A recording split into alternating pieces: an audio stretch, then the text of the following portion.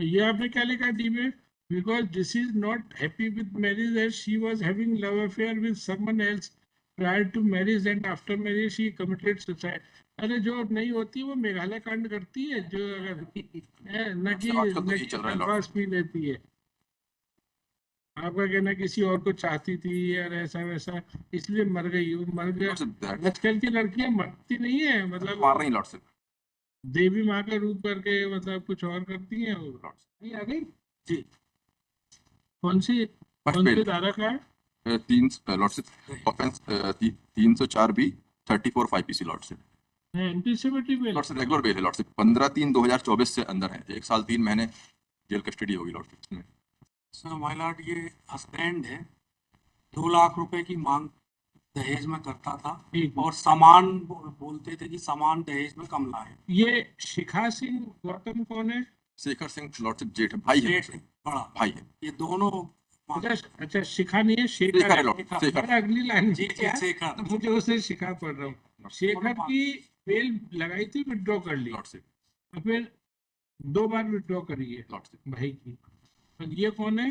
ये भाई है लॉर्ड से, हस्बैंड है लॉर्ड से, जो मृतका का पति है लॉर्ड से। ये मृतका का पति है। पति है। यार जब आपने जेठ की विड्रॉ कर ली, इसमें मेन एलिगेशन जेठ पे आया है लॉर्ड से, प्रोसिक्यूशन स्टोरीज में ये कभी मेन एलिगेशन जेठ पे कैसे हो सकता है? इस केस में यही है साहब। आप देख लें कहानी, थोड़ा सा 1 मिनट कहानी बता दो लॉर्ड से। इसमें क्या हुआ था, शादी के समय लॉर्ड से इसमें जेठ है, ये विदाई के समय गाड़ी लेके चला गया था। विदाई के समय एक्सीडेंट हुआ था, तो उसमें जो मृतक है जेठ है लॉर्ड से, उसकी बहन और बेटी एक्सीडेंट हो जाने के कारण लॉर्ड से दोनों की मृत्यु हो गई थी। तो उसके बाद ताने दिए जाते रहे मृतिका को कि तुम अशुभ हो, मनहूस हो, इस कारण से ऐसा हो गया। कहीं पे भी 2 लाख रुपए मांगने का कहीं पहले कोई एलिगेशन नहीं था लॉर्ड से, सून बिफोर डेथ कहीं नहीं आया था। फिर उस ताने दिए जाते रहे। कहानी ये 304B का लॉर्ड से ऑफेंस भी सिर्फ इसलिए बनाया गया कि बाद में 2 लाख रुपए की मांग कर दी गई है। जेठ के द्वारा कहा जाता रहा कि चूंकि उसकी 9 महीने की बेटी खत्म हो गई थी विदाई के समय और बहन खत्म हो गई थी एक्सीडेंट के कारण, सिर्फ ताने मारे जाते रहे। इस कारण से लॉर्ड से कोर्ट का कहना था कि मेन एलिगेशन जेट पे है, इसलिए कोर्ट ने बिल कंसिडर नहीं की। नितिन का रोल देख लें आप, इसमें नितिन का कहीं नहीं है, बल्कि इसमें लॉर्ड से प्रोसीडिंग हुई थी परिवार परामर्श केंद्र लॉर्ड से। मैंने एनेक्सर A3 लगाया है, पेज नंबर 21 लॉर्ड से देख लें। ये प्रोसीडिंग हुई 9/2/2024 को आवेदन देती है मृतिका, और उसमें साफ साफ उसने कहा उसे किसी प्रकार का कोई परेशानी नहीं था, ताने मारे जाते थे और जेठ के द्वारा किया था लॉर्ड से। पति ने तो लॉर्ड से उसने कहा कि मैं अलग भी रहने लगे, अलग रहने लगे। तो उसने कहा कि हमें अच्छा नहीं लग रहा है, ये अपने ड्यूटी पे चला गया। उसके बाद उसने टॉयलेट क्लीनर रहता वो कंज्यूम कर लिया था लॉर्ड से। पेज नंबर 21 देख लें लॉर्ड से, उसमें प्रोसीडिंग हुई है पुलिस परामर्श केंद्र में। और 1 साल 3 महीने हो गए लॉर्ड से। इसमें नीचे नो डेट हो गई है। नो डेट में मृतिका के माता पिता बयान देने के लिए नहीं आ रहे। मैंने पूरी order sheet, complete order sheet लगाई लॉर्ड से। ये कह रहे हैं कि 9 बार केस गवाही में लग गए, एक भी गवाह नहीं आ रहा है। नहीं आया लॉर्ड से। इसमें मैंने पूरी ऑर्डर, कंप्लीट ऑर्डर लगाई लॉर्ड से इसमें, और मैंने बकायदा स्पेसिफिक उसको मेंशन भी किया लॉर्ड से डेट्स को, 9/11, 23/11, 8/1, 8/2, 27/2, 22/3, 24/4 लॉर्ड से। अभी रिसेंट की ऑर्डर शीट ये है 21/5 की लॉर्ड से। ये आपने क्या लिखा डी में?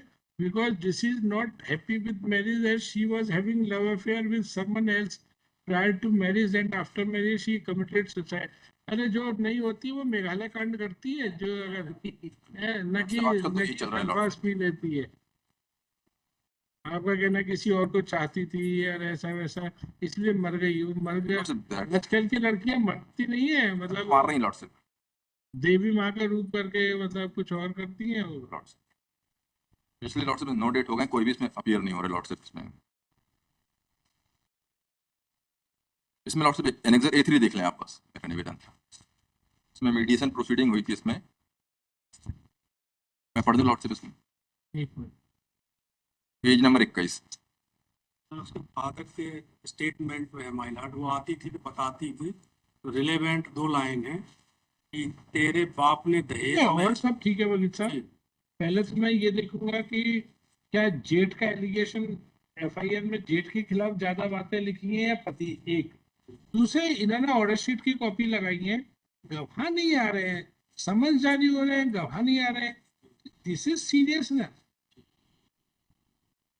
मतलब गवाह क्यों नहीं आ रहे? वो मुझे मालूम है डील चलती रहती है कि भाई इतना पैसा दे दो, अब जाने वाला तो चला गया, अब क्या होगा, वो बहुत कश्मकश चलती है। कि भाई क्या करें क्या नहीं करें। मुलजिम तो सोचता है कि किसी तरह बरी हो जाए, बाहर आ जाए जेल से।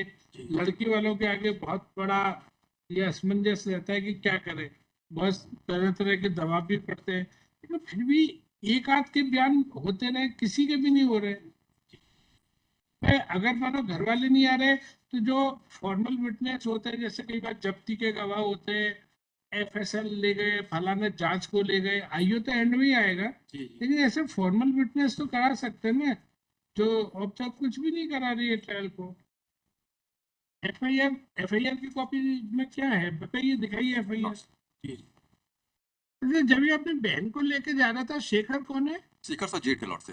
शेखर शेखर ही गाड़ी चला रहा था, गाड़ी चलाने पे मृतका पल्लवी का जेठ शेखर पति नितिन ने शादी के समय बोला था कि दहेज में सामान कम दिए, 2 लाख रुपए मांगे। दोनों ने मांगे वकील साहब? हाँ लॉर्ड। दोनों ने मांगे थे। आप ये गलत कह रहे हो कि दोनों का केस अलग है।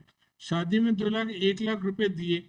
शादी में छोटी मोटी बात को विवाद किए थे, उसी विवाद के चलते शेखर अपने साथ नितिन, पल्लवी, शेखर की 9 माह की बच्ची, ये बच्ची कहाँ से आ गई शादी के साथ? बच्ची सर साथ में शादी में गई थी, उसी जब विदाई होती लॉर्ड से, विदाई हुई, विदाई में साथ में गाड़ी में जा रहे थे तो गाड़ी का एक्सीडेंट हो गया लॉर्ड से। शेखर की बच्ची थी? शेखर की बच्ची खत्म हो गई थी, 9 महीने की बहन रीना, इसकी भी मृत्यु होगी लॉर्ड से उसी एक्सीडेंट में।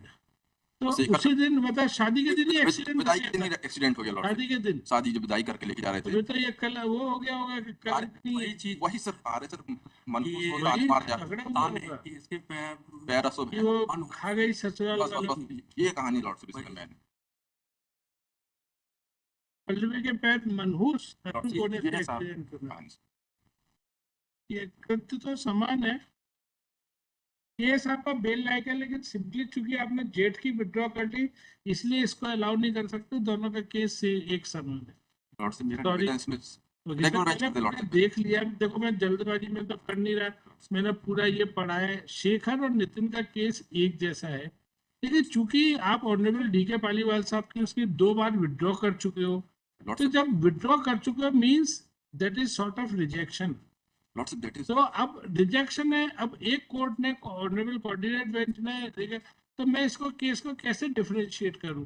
लॉर्ड से in that case lord से my lord direct to list before the same bench lord से because my lord नहीं, my मैं ऑर्डर नहीं कर रहा हूँ, मैं भी नहीं कर रहा हूँ, लेकिन मेरा मतलब है मेरे हिसाब से, what happened in मेरे हिसाब से देखो हर जज का अपना एक व्यू रहता है, हर जज का। मेरे हिसाब से केस बेल लायक है, लेकिन आप मेरिट पे खारिज करा ली होती तो एक अलग बात होती है, आई कुड हैव, लेकिन आपने खुद ही अपना केस कमजोर।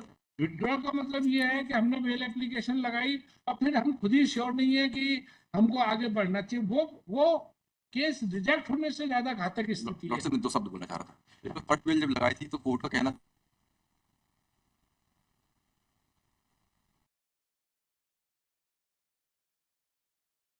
नहीं होती, आप समझिए। क्लैरिटी होती है कि उन्हीं तथ्यों पे किसी को बेल मिल जाए तो कोई एक्यूज को, लेकिन रिजेक्शन में पैरिटी नहीं होती है।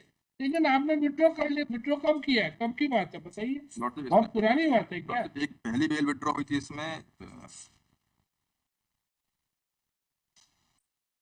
विड्रॉ की 28/4 को लॉर्ड से और 20/8 को भी थी लॉर्ड से। उस टाइम पे कोर्ट ने लिबर्टी ये दी थी। हमें 28/25 को ही तो विड्रॉ किया, अभी कहाँ टाइम हुआ है?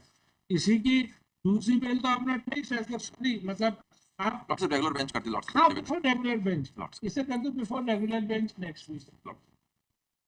मतलब बात वही है, एक्सीडेंट हो गया उसी दिन से बस वो पूरा सर ताने मारने को लेके मैं मान रहा हूँ यार, लेकिन अभी इतनी जल्दी आपने सिमिलरली प्लेस की विड्रॉ की है तो वो वहीं लगेगा, तो वो देख लेंगे।